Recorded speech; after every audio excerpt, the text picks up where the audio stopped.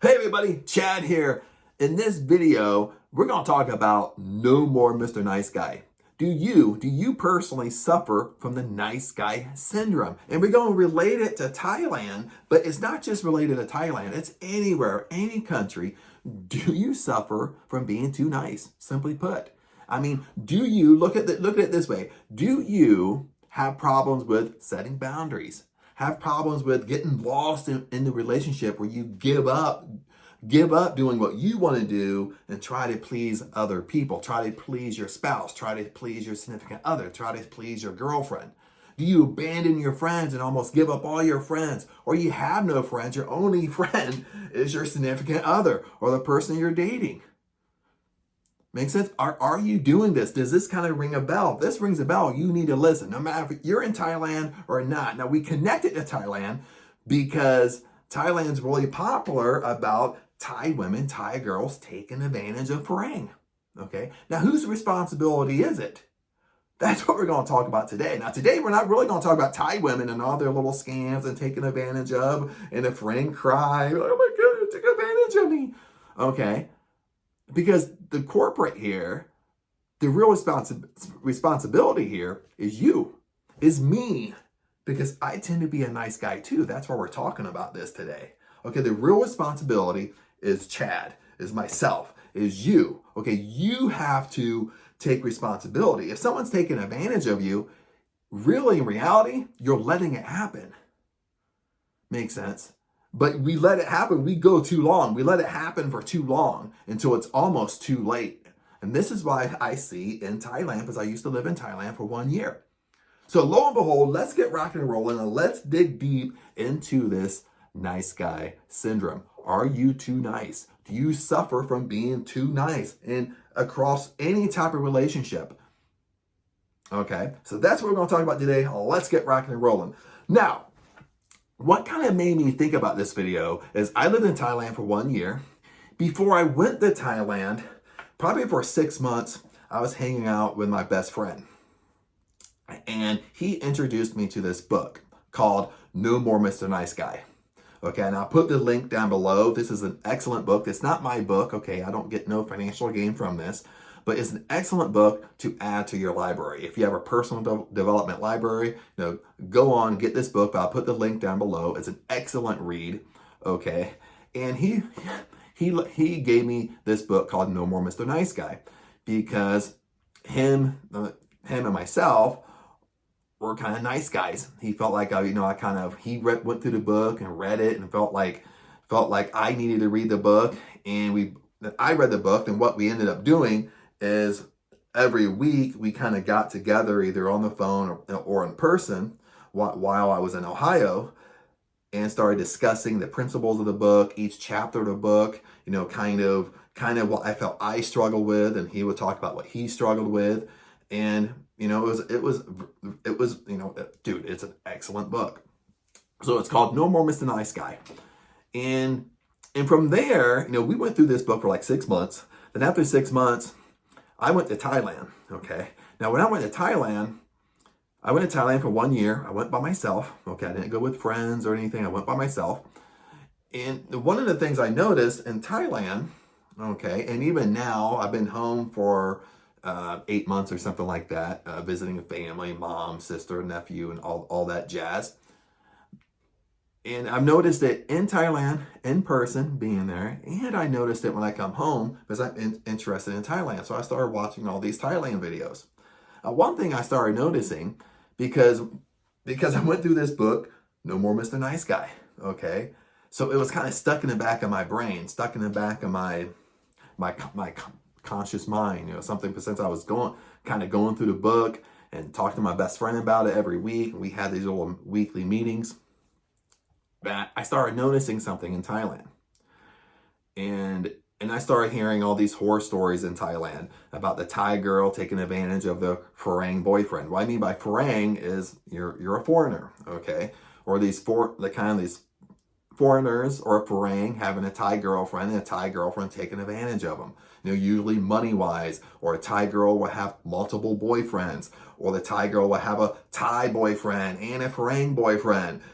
All these little scams or all these little taken advantage of techniques by the Thai girl. And I started noticing something. I started noticing, well, in Thailand, there seems to be a very big culture around Farang that are just a stereotypical nice guy. They suffer from the nice guy syndrome. Okay, they're too nice. You know what I mean? And then when I came home, I started getting into YouTube and I started watching things about Thailand because I'm going back to Thailand. So then I saw it again. All these guys that make these videos about Thailand, make these videos about Thai women, having a Thai girlfriend. Some of them is positive, some of them is negative.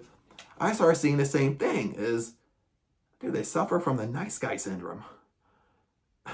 They're too nice. Okay, then they get caught up into these little scams, little taken advantage of, because they don't know how to set boundaries. They don't know how to say no. They don't know how to develop a healthy relationship. And Thai women, one of the things you have to understand with Thai women and the Philippines, okay, my longest relationship was 12 years. And that was with a Filipina in the Philippines. We owned a condo together in the Philippines. Okay, I've been in the Philippines many times.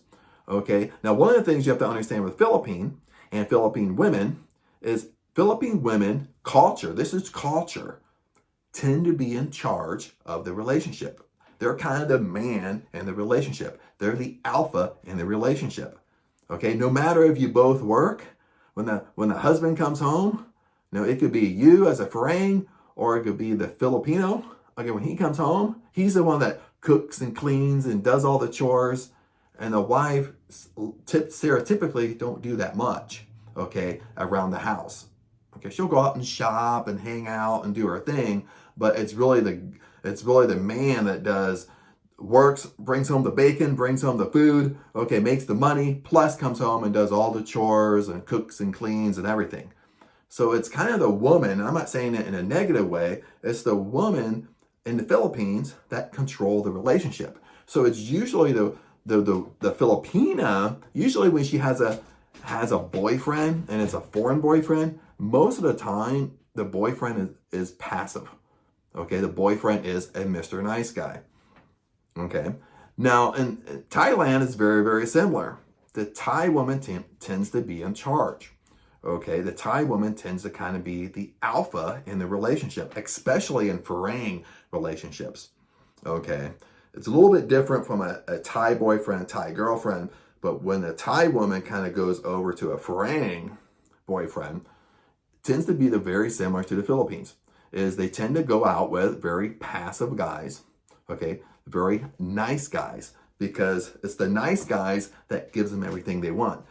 Whatever money they ask for, nice guy gives it and gives it and gives it. Then that's when you hear all these horror stories with men with Farang that lose everything to their Thai girlfriend or their Thai wife.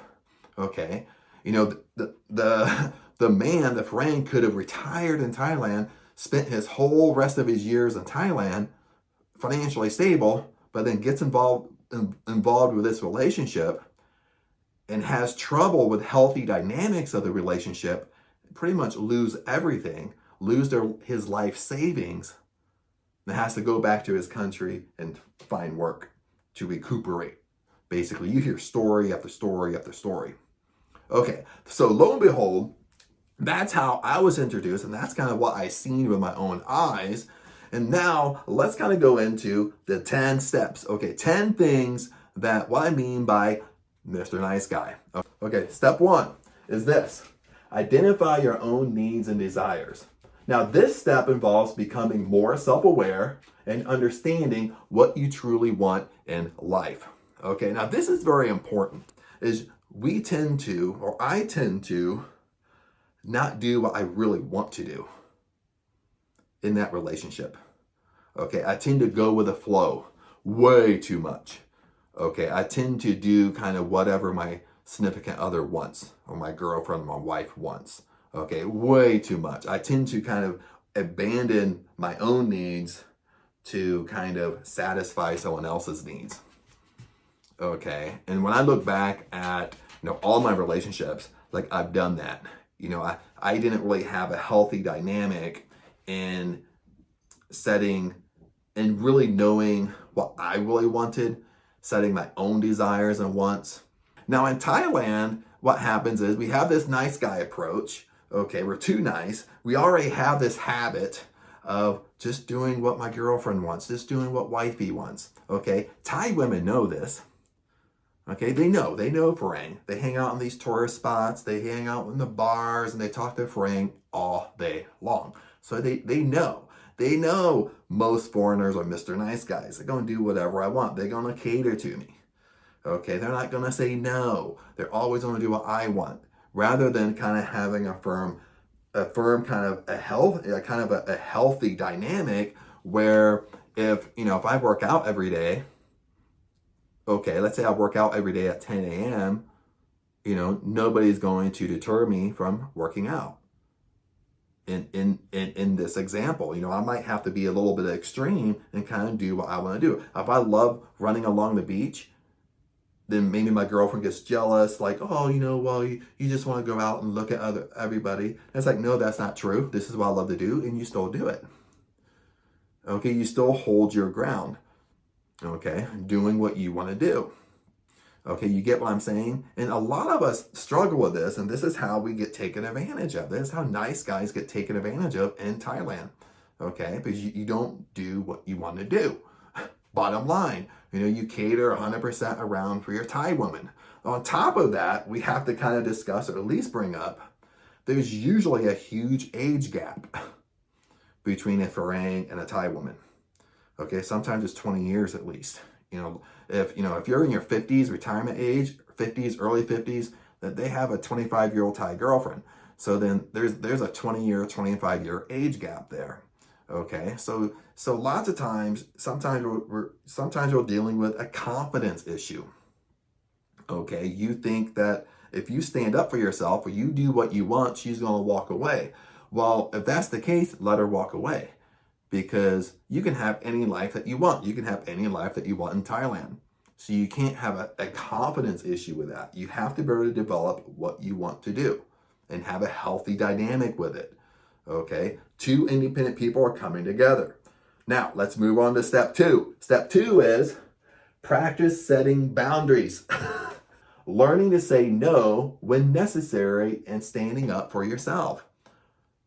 And in Thailand, okay, this is one of the greatest things I see that Farang don't do, or they struggle with, is setting boundaries. And setting boundaries is kind of my weakness as well, okay? And setting boundaries can be in any type of relationship dynamic. It could literally mean when you go to work, maybe you have a boss that always talks down to you. Well, you should set a boundary, okay? Listen to what it says. Setting boundaries is crucial for developing a healthier sense of self-worth and personal power. Self-worth and personal power. Okay? When you always let people cross your boundaries, you do nothing about it, and you just keep on backing up and backing up, okay, you're losing a sense of yourself. You're losing a sense of your own personal power.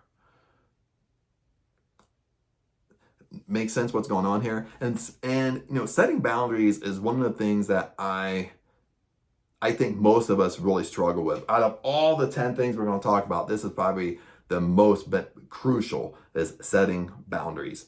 Okay, 1, knowing what you want in the relationship, and set a boundary. Makes sense? One of the things I did with my Thai girlfriend is that I set a boundary with being open and honest. We basically set what did I call it? The hour of truth. And we did the hour of truth like 1 week, like every day on Sunday for like a couple months in a row, because I really, really communicated. I want straight up honesty, raw honesty. I don't want to have a relationship where we tell little baby lies and lies. And especially in Thailand, Thai girls tend to lie a lot. They tend to kind of make up things. Sometimes there'll be a piece of truth wrapped in there. They'll tell a piece of the truth, then the other 50% is wrapped around a lie. Especially if you get around these red light districts and bar girls and go-go girls and freelancers and stuff like that.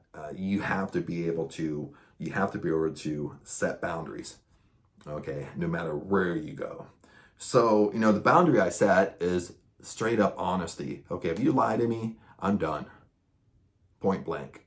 Okay, that's a boundary. So she has to know that if I catch her in a lie, okay, she's crossed that boundary, and that personal step crossing that boundary, I'm done.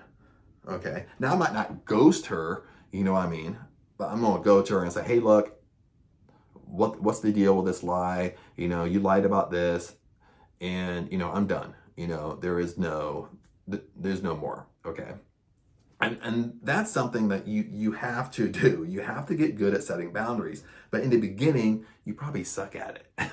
Especially when you go to Thailand. Thailand's another can of worms when you're around Thai women, because they know you're bad. They can feel it. Look, when they talk to you, they can feel you're Mr. Nice Guy. They can feel you have trouble setting boundaries. They test you. They test the water. You start giving them money. Next thing you know, they want more money. Next thing you know, they want money for this. Next thing you know, they have a dentist appointment you want you to pay for it. Next thing you know, their sister needs money. And you just keep on paying. You set no boundaries around it. Then you get yourself in financial trouble. Okay, then once you're in financial trouble, your little Thai girlfriend turns around and walks the other way. Makes sense, because you didn't set no boundaries. Okay, it could be a boundaries of, we're going to be open and honest, no cheating. Makes sense. So then, maybe you catch them cheating. They cross that boundary, then hey, you're done. Okay. Okay, number 3, let's move on here. Develop a sense of purpose. Okay, have a sense of purpose for your life. Okay? We're only talking about us right now. Don't bring in, well, have a girlfriend, have a wifey, both of us should be together. No, have a sense of purpose for yourself first. Okay, this is why you have trouble setting boundaries. This is why you're having trouble being able to do what you want to do. Okay, because you don't have a sense of purpose for your own self. So develop a sense of purpose, and I'll read it to you. Having a sense of purpose gives your life meaning and direction. It involves identifying your own goals and interests and pursuing them.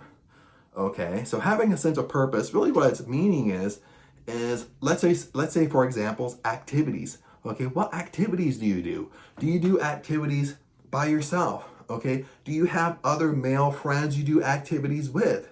Okay, without your girlfriend, without your significant other. Makes sense? You have to be your own person. Your level of attraction, even if you say a guy-girl dynamic, people are more attracted to you when they can tell, they can sense you have your own purpose in life. You know what you want. You know where you're going. Okay, you're into your own things. Maybe you love to work out. You go work out. Maybe you love to snowboard. You go snowboarding with your buddies. Maybe you're a beach guy. You run on the beach. Or they're doing volleyball. They're playing volleyball, and you just go up and join in. You play with a group of guys or a group of people. You know what I mean?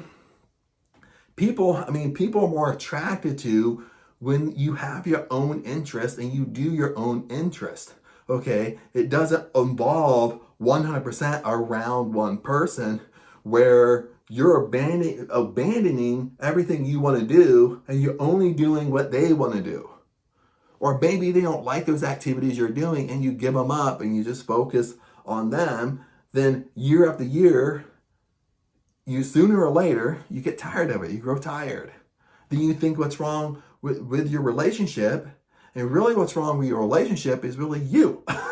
You know what I mean? That's kind of a hard pill to swallow because you're not setting your own boundaries. You're not doing what you want to do. You're giving up your own self-interest to kind of make this one person happy. Okay, that's kind of what's happening here. We tend to kind of, we're almost like self-validation. We're seeking validation from somebody else, okay? And we kind of get addicted to it. We always are searching for validation. We always are kind of being like self-approving type of behavior where we're always doing something. So like in turn, we're kind of getting something out of it, kind of passive aggressive type of thing. Okay. And I'll give you an example. Let's say with my Thai girlfriend, I say, "Oh, I love you, babe." What I really want to hear is, "Oh, I love you back. I love you too." Then I think, "Oh, she loves me." You know what I mean? But in reality, it could be something like this. I say, "I love you, babe." And she looks at me and says, "Oh, thank you. You're so sweet." Then I'm scratching my head, it's going internal. And I start thinking, well, she didn't say how she loves me back. Does she love me? I'm seeking self-validation. And that's why we kind of lose ourselves in the relationship, because we're always seeking self-approval. We're always doing things to get validation back. So that's why we kind of give up a part of ourselves, or give up what we really want to do, because kind of passive aggressively we're thinking, and we learned this as a kid. Most of the time, it's developed in us as a kid. That's how we're brought up. Maybe our dad was a nice guy. Makes sense? Maybe like when I was growing up, I didn't really see my dad as, a nice guy. I kind of saw my dad more kind of as an alpha, but the way we were raised, we're kind of raised a little bit to kind of be scared of dad. You know what I mean? Fear dad. Okay, we did something wrong. He took off his belt and we got a spanking with his belt. You know what I mean? And it wasn't a love tap. Okay, I don't want to say we were beat, but that's basically what happened. My dad was very old-fashioned. So then on top of that, as we grew up, through elementary, now we're a teenager, middle teenager, older teenager, you did what dad wanted you to do. Okay, he planned your whole day for you. Okay, even if you made plans, that's why I say when you're a teenager, older and middle teens, later teens, even when I was in college and I came home during the summers, because I lived on campus, even when I came home from college, it still happened where I would come home and he would have all my days planned. Okay, whatever I wanted to do, whatever I planned, I had to scratch it. I just did what dad wanted me to do. Okay, and that's where my Mr. Nice Guy kind of developed, because I was so used to growing up, I just abandoned what I wanted to do all the time. So it was kind of, when I got into relationships, it was kind of natural for me just to, just kind of go with the flow, whatever they wanted to do. Because I was so accustomed to living that way that, I did that just subconsciously in my relationships. I just kind of gave up, even though, you kind of have to think what you're doing. That's why I try to give several examples, explain it different ways to kind of for you to have an aha moment. And it's like, oh, I do that. You know what I mean? Or you start thinking back and you start thinking where it developed, or you start thinking back at other, either friendships or relationships or romantic relationships where you have an issue with this stuff. Okay, so step 4, okay, take responsibility for your own happiness. Okay, now we're talking about being responsible. If you're sad, okay, if you're sad, depressed, if you don't like how your relationship is going, take responsibility for it. Okay, if a Thai woman ripped you off, take responsibility for it. Okay, because you were part of that decision-making process. You're the one that let that happen. Okay, might be what you would not want to hear, but you let it happen. Okay, yes, there's another person there that is doing the taking advantage of, but you're the one letting it happen. So you're letting it happen because you can't say no. Okay, because you can't say no because you fear what's going to happen. You fear you might lose her, so then you keep on. You know what I mean? So like fear of loss. Okay, you can't say no because you don't know what's going to happen, because you're not setting your own boundaries. You're not setting what you really want. You're abandoning everything. So you have to take personal responsibility for your own happiness. 5, okay, is express your emotions honestly and assertively. Learning to express your emotions in a healthy way is the key to developing better relationships and a healthier sense of self-worth. It means being honest with yourself and others about how you feel while also respecting others' feelings, okay? Lots of times what happens when we're nice, we kind of abandon, we really have trouble with communication, okay? We really have trouble trying to expressing what we want. Makes sense? You kind of see how all these things filter together. Okay, we can't set boundaries because we have trouble setting a boundary because we have trouble communicating. Makes sense? Because we don't know what's really going to happen. Number 6 is stop seeking approval. Okay, now I kind of brought this up. Okay, 6, kind of seeking approval. We're kind of approval seeking. When you're kind of Mr. Nice Guy, we're always doing things. We can be very passive aggressive, but we're very manipulative at the same time. So even if you're a nice guy, you can be very manipulative. Okay, you can manipulate people too, because you're trying to do things in order to get what you want. Everything you do has a want. Okay, just like taking a simple example, I send you a text. I really want you to text me back. What happens? You don't. You know what I mean? If I say, oh, I love you, I really want to hear I love you back. What happens? They just say, oh, thank you, babe. You know what I mean? So we're always seeking approval. Okay, we're always doing things. That's why I say we can be manipulative. We're always doing things in order to get something back. Okay, if I'm abandoning everything I want to hang out with you, well, I want something in return. And if I don't get that in return, I'm kind of seeking self-validation. Self-worth, if I don't get that. Makes sense? So number 7, identify and challenge self-defeating beliefs. Okay, now read this. We all have limiting beliefs that hold us back. This step involves identifying those beliefs and challenging them so that we can break free from self-defeating patterns and behavior.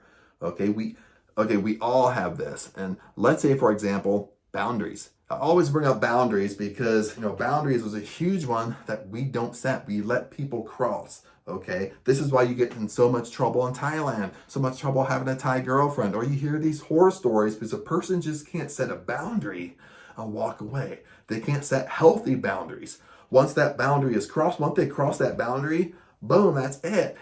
You don't just keep on letting them do it. You keep on backing up and shuffling backwards. About time your back's against the wall here, okay, they've taken as much money from you as they can until you basically can't afford it no more because you got yourself in trouble. Now you have to say no because you're forced to say it.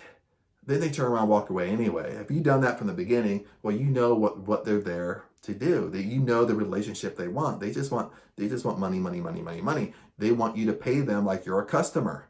Okay? So if you set that boundary from the beginning, that healthy boundary, and you communicate that, being frank and upfront, if you're giving them money, okay, if you give them money, this is how much I'm going to give you, that's it.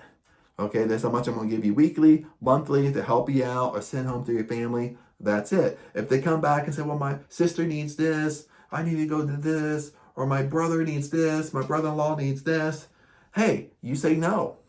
If you don't want, no. If there's a voice in your gut that says no, say no.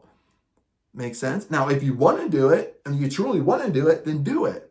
But don't let someone force you to do something you don't want to do, because that's how you kind of break this cycle. Okay, stop doing what you don't want to do. Point blank. Okay? That's why you take baby steps with this. Seriously, you have to take baby steps. Because that leads, if you take baby steps, it's easier to make, when things get more difficult, it's easier to say no. Okay, because you're practicing on the bottom here. You're practicing taking little baby steps. You're practicing. If someone asks you, hey, do you want to eat here? You say, no, I'd rather go here. That's what baby steps are. Little simple stuff. Start practicing no. If you don't want to do it, no. You want to eat here? No, I'd rather eat here. I feel like this. Someone asks you, hey, Chad, where do you want to go to eat? You're assertive. You know what you want. I was like, oh, I'm craving fish today. Let's go to this place in Sandusky. I'm giving exactly what I want, exactly what I feel like. Okay? Those are little baby steps. Then when bigger decisions are made, it's easier for you to make them. It's easier for you to set a boundary around it. 8 is practice self-care, taking care of yourself. Okay, lots of times this really goes into, again, we abandon what we want to do. Okay, we might love working out, but we abandon working out because we're always doing what the significant other wants to do.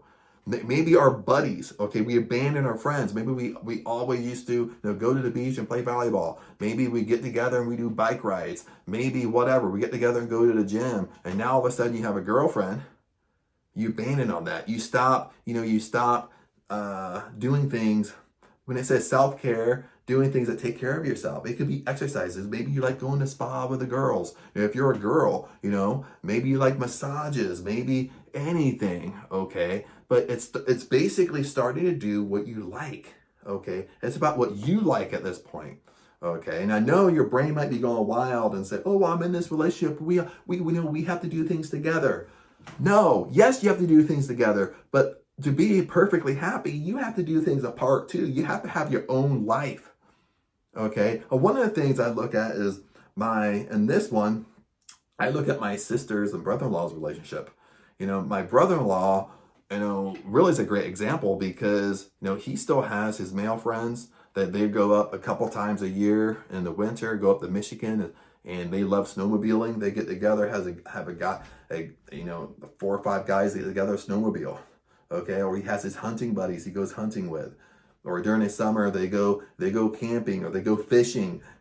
They go fishing together. He gets together with a couple buddies, go fishing. So he's always kind of have that male bonding. Okay, he didn't abandon all his friends. Okay, he still does what he wants to do, and I kind of see their relationship, that kind of how my sister and I was raised. That it's a different dynamic because he was raised differently.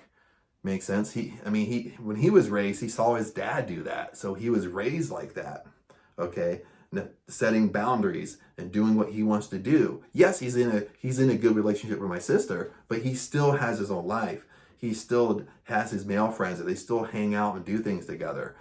Okay. He still has his interest that he does. He goes and does either by himself or with a male bud. You know what I mean? So that's a healthy dynamic. Okay, that's a healthy dynamic to see. And that means, hanging out with male friends. Okay, do things with male friends. Don't always just hang out with women. Makes sense? You're a significant other. Okay, you need male bonding. They're your friends. Okay, number 9, build a support system. Now that kind of was leading right into what I was talking about here. Your support system. What's so important with your support system, I kind of brought it up, but I didn't say support system, is if you're a guy, your support system should be other dudes. Your support system shouldn't be your girlfriend. Your support system shouldn't be your wife. Okay, yes, there's a part of you that's your support too. You're gonna tell things to each other, but in this area, your support system is other guys. Okay, maybe you're involved with some type of group, or like a No More Mr. Nice Guy group, where you're involved with, a group of guys that kind of struggle the way you do and struggle with making decisions. So you build a support group around it that you can kind of, tell them what's going on, tell them that, I struggle with setting boundaries, and they can help you through it. They can give you examples in their own life, or kind of just help you through, what's going on. Okay, but you have to, if you're a guy, your support group should be other guys, point blank. Number 10, and the last one, is embrace being vulnerable. Okay, and I'll read this to you. Embrace vulnerability means being willing to take risk and put yourself out there, even if it means facing rejection or failure. It means being open to new experiences and growth. Be vulnerable. And what this means, yes, be vulnerable in your relationship, like open communication. You're setting boundaries. You're stating what you want, okay? What you want out of the relationship, what you like to do, together and separate, where you have your male buds, okay? Now, it also means, embracing and risking yourself. As a Mr. Nice Guy, lots of times we're so used to just hanging out with our significant other. We're so used to hanging out with our girlfriend that when we start hanging out with our buds again, or we start hanging out with the guys, we can feel anxious. Okay, we're not used to it that much anymore. You know what I mean? If you think back, the last time you hang out with a group of guys, it could be 20 years ago when you were in school. You know what I mean? So you haven't done it for 20 years. Okay. Sometimes you're so used to going going to the movies, doing things, doing 100% of everything with your significant other, that to do something alone basically scares the shit out of you. Okay, and this is where you can start. Maybe you go to a movie by yourself. Maybe you're into scary movies, and your wife hates your scary movies. They hate movies. Your girlfriend hates movies. Okay, so what do? You never watch scary movies. Okay, so what you do is you start communicating. Hey, I'm gonna go to the movies by myself. I'll watch a scary movie.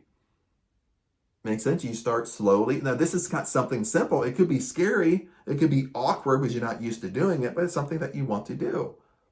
Okay, but you gave up basically watching scary movies or horror movies because you don't like them. Okay, so you kind of go slow a little bit. Okay, like I said in the beginning, I went to Thailand by myself. I didn't go to a movie by myself. Okay, I did before. Okay, but I went to a whole nother country by myself. I didn't go with a girl like I would do every time I went on vacation in the past. Every single time, I was always in a relationship, so I always went with them. Of course, I never went anywhere with guys. I never went any. If a guys wanted to do a 2-day weekend outing where you had to go, I never did that when I was in a relationship because I always thought, oh, well, she's gonna think I'm cheating. She's gonna think I'm doing something, so I'd always just, even if I got invited, I would always say, no, I can't. You know what I mean? That's why when you get in relationships, as it goes on longer and longer, you tend to be not happy because you're not doing what you want. Okay? And this, we can twist this any way. And I don't want to make this only about Thailand. Yes, the title's Thailand, but the biggest thing, kind of wrap this up with Thai girls and really being taken advantage of, that for one, a lot of times there is a big age gap. Okay, let's face it, maybe your retirement age, maybe you're 50, 55, 60, and your girlfriend's 25 years old. Okay, you can have any life that you want in Thailand. Okay, you have to be willing for them to walk away. Okay, I'm not saying you have to develop a sense of I don't care, but you really do sometimes. That I'm not saying you're mean. I'm saying you're still nice. Okay, but you're nice in a different way. You're nice meaning that, hey, I got my own things I like to do. Okay, I'm setting boundaries around it. Okay, you cross those boundaries, then this is where our relationship ends. Okay, or maybe we can see each other from time to time, but we're not going to be in a serious relationship. I'm not going to give you money. Maybe you find out they have a Thai boyfriend. Okay, it's kind of like, fool me once, but you're not going to fool me twice. Okay, or you fool me twice, you're not going to fool me 3 times. You know what I mean? So you have to set boundaries, and I think that's the biggest thing I see in Thailand. You have to flip and set boundaries. If you don't, you're going to get into you're going to get in serious trouble, serious financial trouble with Thailand. You have to be and that's more of an attractive approach. You're more attractive that when you do set boundaries, you're more attractive when you do your own stuff. Okay, I watch tons of YouTube videos about Farang and Thai girlfriends, and this is the advice they give. And this, I'm not lying. It's, oh boy, if you have a Thai girlfriend, Thai girl, even if you're paying her, you're giving her money, she's living with you, you have to be around her 24 hours a day. If you're not around her 24 hours a day and she goes out, most of the time she's going with a customer and cheating on you. So I'm listening to this, I'm thinking, dude, this is the information you're giving to guys in a relationship? You're basically watching her. She has to be around you 24 hours a day so she don't technically cheat. You're setting yourself up for just disaster. You're not setting boundaries. You're so afraid, you kind of like, kind of have a grip around her. You're not doing what you want because you're afraid you're going to lose her. Well, you're going to lose her anyway because she's going to take everything from you. She's going to have your back against the wall where you have to say no. Do it before that situation occurs. Okay? If you're saying that, and you're saying that, you're telling yourself that, well, you're in this wrong relationship right now. If I set a boundary and she don't like it and she's gonna act like she's gonna walk away, well, I'm gonna let her walk. Makes sense? Because I already know basically the dynamics of what she wants. Okay, she's violating what I want. Okay, if she's violating what I want or violating what you want, have enough self-respect, have enough self-love that you don't let someone treat you like that. Okay, and you can get on YouTube. Maybe you experience bad things in Thailand. Maybe you're curious about Thailand, but get on YouTube and you see. You go to Thailand, you talk to other guys that live there, and you see that most of them have horror stories, or at least have one horror story, or they get mixed up and they learn their lesson and that they don't let it happen again. Sometimes guys recuperate, sometimes guys can't, or they get depressed and bitter because it happened, and they have such a kind of like a bitter mindset now, with Thailand or Thai girls or girls in general. And it's really their own fault because they didn't learn how to do this. They didn't set healthy boundaries. They didn't do what they want. They didn't have a healthy dynamic of a relationship. Okay. So other than that, hopefully this helped. We're going to have a lot of these talks. I know this was kind of a handful, and I kind of went on for almost an hour. So I don't know. I might break this up. Maybe I'll post this video. Maybe I won't. Or I might think it's too long and kind of break it up where it makes more sense. Felt like once I kind of dove into this, kind of felt like I'm covering a lot, and it might have been just too much. So I'll wait and see kind of how I feel. Maybe I'll post it, maybe I won't. If I did post it, hey, you're here. But other than that, I'll see you in the next video.